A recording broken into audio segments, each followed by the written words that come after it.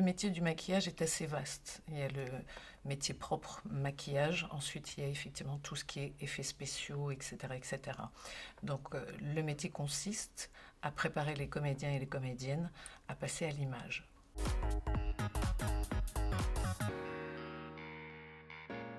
Une journée type, il faut savoir que les journées de tournage commencent toujours par ce qu'on appelle le HMC, habillage, maquillage, coiffure. On est les premiers intervenants sur une journée de travail, c'est-à-dire que les comédiens, les comédiennes arrivent en loge pour être préparés au niveau du maquillage, de la coiffure, de l'habillage. Peu importe dans quel sens, les trois fonctionnent toujours ensemble. On prépare les comédiens et ensuite on a des temps de préparation qui sont très, très fixes et ensuite la journée commence par les mises en place, les italiennes, etc., etc. Tout dépend de la façon dont le réalisateur travaille.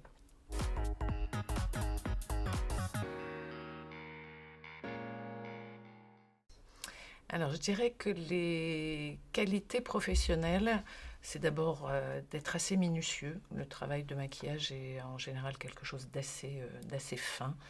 Donc, il faut aimer les choses assez méticuleuses. Il faut être assez méticuleux. Ensuite, il faut être extrêmement patient. Les qualités personnelles, c'est effectivement d'être assez souple. On a affaire parfois à des gens de caractère, donc il faut être assez malléable au niveau du caractère, assez caméléon pour se fondre aux personnalités diverses et variées auxquelles on a affaire, tant au niveau des comédiens que des équipes techniques, c'est-à-dire réalisateurs, etc., etc. Il faut être très souple au niveau du caractère. Il faut être tolérant, il faut être patient, il faut savoir qu'on est souvent un tout petit peu les mamans des acteurs, des actrices.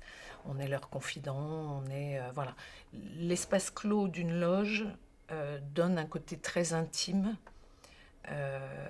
Voilà, selon si votre acteur, votre actrice a bien dormi, mal dormi, vous êtes la première au front.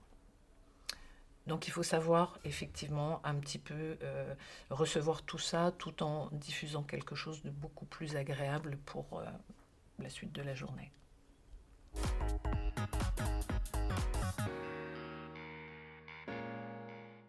Impérativement une école de maquillage. Parce qu'on ne travaille pas que le maquillage, on apprend à travailler avec la lumière. Un très beau maquillage mal éclairé sera un maquillage foutu. Donc on travaille la lumière, on travaille les époques, on travaille les effets spéciaux. Donc il faut absolument faire un cursus d'école. C'est là où on apprend le mieux. Maintenant, il existe beaucoup d'écoles. Ne pas se méprendre, il y a les écoles d'esthétique et les écoles professionnelles de maquillage. Ça n'a rien à voir. Dans les écoles professionnelles de maquillage, on n'apprend pas à arracher du poil toute la journée. On apprend vraiment des techniques de lumière, de couleur, etc., etc. Donc ça n'a rien à voir, il faut bien dissocier les deux.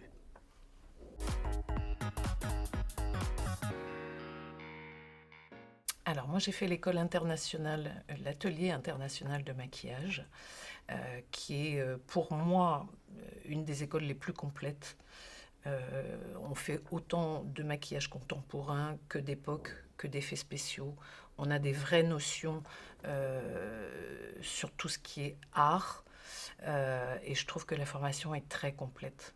Voilà, j'aime beaucoup cette école.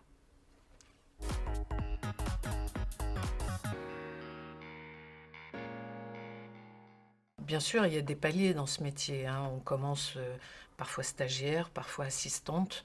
On ne sort pas de l'école en étant chef maquilleuse, ça n'existe pas.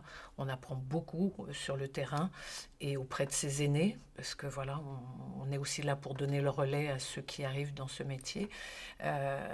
Donc on commence effectivement par échelle. Il ne faut pas s'imaginer qu'on sort de l'école et qu'on va maquiller Jean Dujardin ou des grosses stars. Ça, c'est que dans les rêves et dans le pays des bisounours.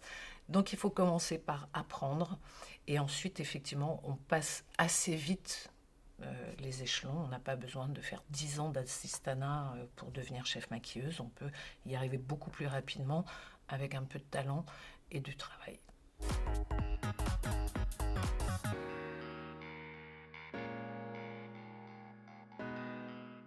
Il y a eu la belle époque du cinéma, de la télévision. Maintenant, c'est un peu plus dur.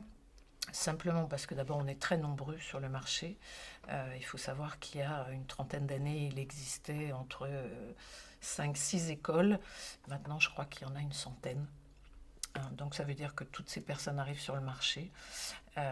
Donc évidemment il y a beaucoup moins de places proposées que pour les élus qui aimeraient les avoir. Donc non, les années se suivent et ne se ressemblent pas. Le métier devient difficile, ça c'est évident, mais je pense que si on continue un petit peu à se battre et à ne pas scier la branche sur laquelle on est assis, et si vous tous, à venir derrière nous, vous continuez effectivement un petit peu ce qu'on a mis en place, c'est-à-dire la convention collective. Je vous demande à tous, peu importe que ce soit dans le maquillage ou dans n'importe quel poste, sachez ce que c'est qu'une convention collective. On s'est tous battus pour ça. Donc, essayez de prendre connaissance de cette convention et battez-vous pour ça, parce que ce sont vos droits qui seront préservés.